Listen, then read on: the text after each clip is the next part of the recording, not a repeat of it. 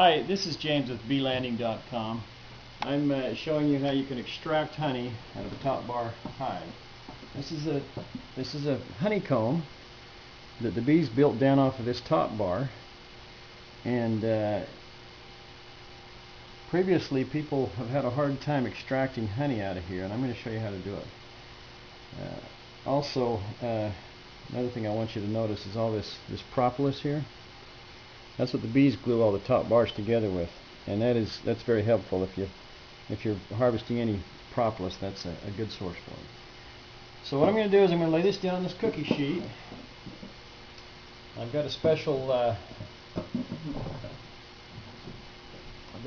roller right here. This is just a roller with a bunch of spikes on it. We'll just gently puncture all the caps. See the holes I'm making in those caps?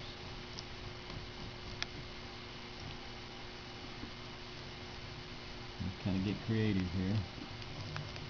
There we go.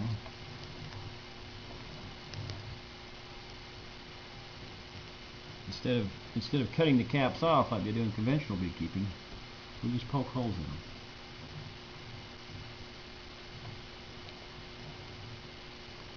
You'll notice this comb is one I just pulled out of the hive. They overwintered on this, so they used some of it to survive the winter on.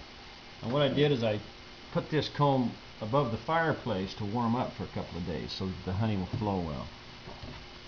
Do the same thing here. Poke holes in all the cappings.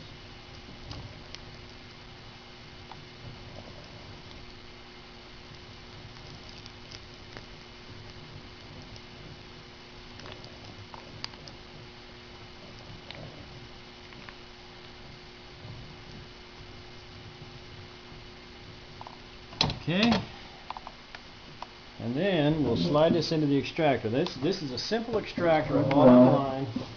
I had to modify it slightly to make this work. It's just a simple hand-spun extractor.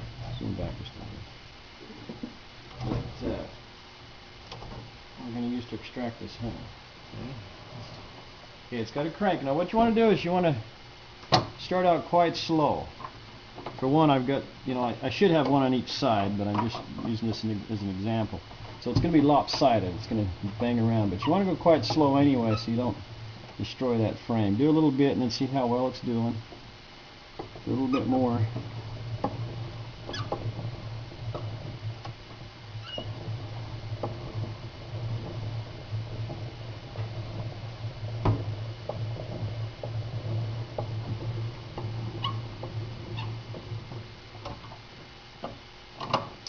It's working. There's honey drips up against the wall. What you want to do is go quite gentle and get some of the honey out of this side and slide it out, turn it over, and get some of the honey out of that side. And each time you take more honey out, you can spin this a little bit faster because you've got less weight. There we go. Don't want to go much faster than that. Austin, keep holding that. Austin's holding the bottom of this for me.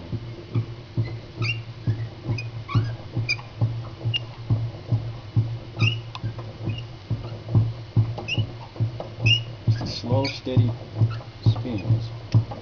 Gonna win the day.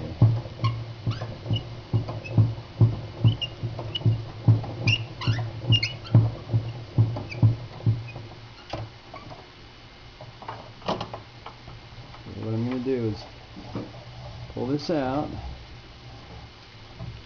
spin it around, put it back in,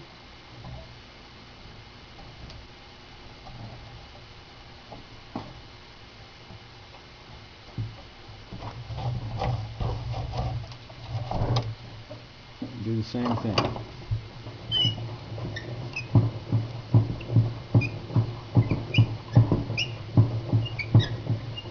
Slow and steady. If I sped this thing up much, it would break that comb off the frame, and then we wouldn't be able to put it back in the hive. The whole reason for doing this is so that we can reuse that comb, so the bees don't have to build new comb every time. which is okay if you like lots of wax. If you need the wax for making candles and stuff, then it's okay. Let them rebuild it. But if you can, just extract the honey out and put the honeycomb back in the hive, then it'll save them having to rebuild it. So it's just slow and steady. Gonna win the day.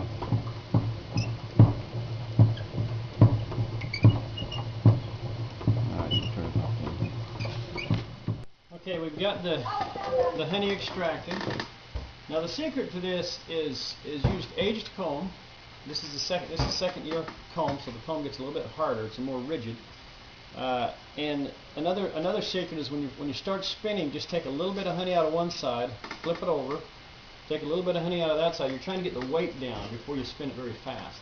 And then towards the end, you can spin it quite fast to get the residual honey out of it. But you'll notice marks left in it, and when I uncapped it, it left it a little bit ragged. Don't worry about that. The bees will clean that up fine. In fact, the bees will start filling that full of honey while they're repairing the damage. So this is a valuable asset. This will give them an empty comb to fill up with honey. They won't have to rebuild that comb. And again, I extracted with just a simple extractor I bought online for I think $120, something like that.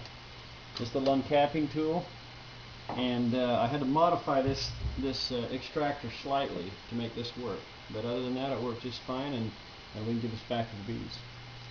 Okay, we're good. Several hours and let the honey drain down. Okay, shoot down here. And we've propped this up. We're going to go ahead and drain the honey into this container.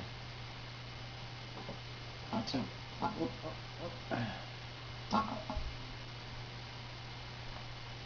You notice there's little bits of wax particles from the cappings that have mixed in with the honey.